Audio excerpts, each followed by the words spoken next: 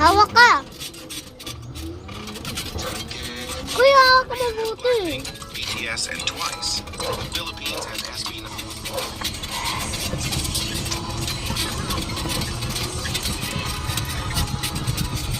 Makita namin natin yung aso nila.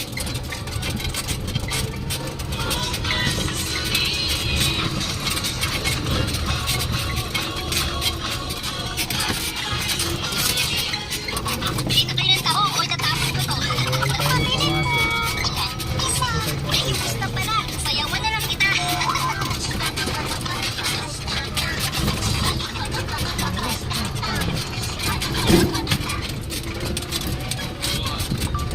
Sige, nakabidyo kayo. Sige, nakabidyo kayo. Sige. Tumingin ka sa amin.